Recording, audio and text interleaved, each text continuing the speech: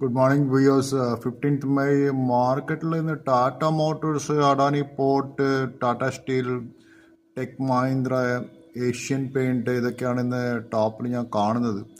So Tata Motors അങ്ങനെ കുറയില്ലെന്ന് ഞാൻ 2 ദിവസം പറഞ്ഞത്. ടാറ്റ മോട്ടോഴ്സിൻ്റെ ഈ മാർക്കറ്റിനെ കുറിച്ച് എനിക്ക് പറയുന്നതിന് മുന്നിൽ എനിക്ക് പറയാനുള്ളത്, മാർക്കറ്റിൽ നമ്മൾ ഒരു തരത്തിലുള്ള ഒരു ബുദ്ധിസ്റ്റ് വ്യൂ ആണ് മാർക്കറ്റിൽ എടുക്കേണ്ടത്. We should not neither pessimist nor optimistic ആയിരിക്കും. നമ്മൾ ഒരു റിയലിസ്റ്റിക് വ്യൂ എടുക്കേണ്ടത്.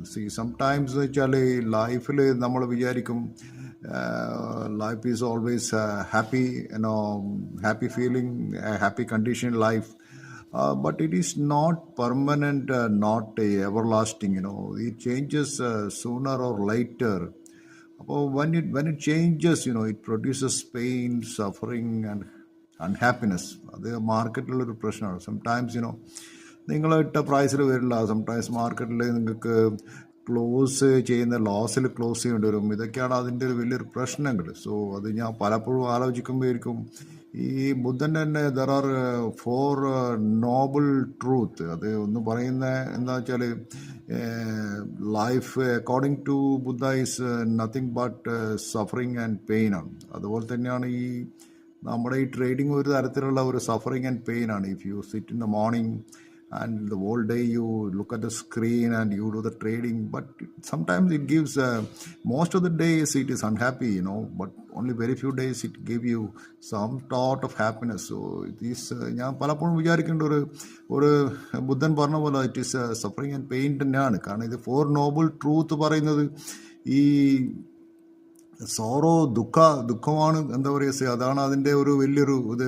How to arise or origin of അതിൻ്റെ ദുഃഖം എന്താണ്, ഹൗ യു സിസേഷൻ ഓഫ് ദുഃഖ and the way leading to the cessation of ദുഃഖ.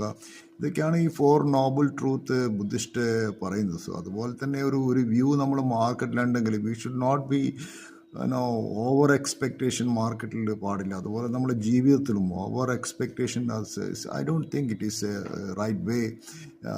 പിന്നെ നമ്മളെ ഹിന്ദു ഫിലോസഫി പറയുന്നത് ഇറ്റ് ഈസ് ഒരു തരത്തിലുള്ള karma it should be confused with ഒരു മോറൽ ജസ്റ്റിസ് ആണ്. നമ്മൾ കർമ്മം ചെയ്യുന്ന സമയത്ത് there is a supreme god who watch and sit and makes a judgement, and he is a law giver and who decides what is right and wrong.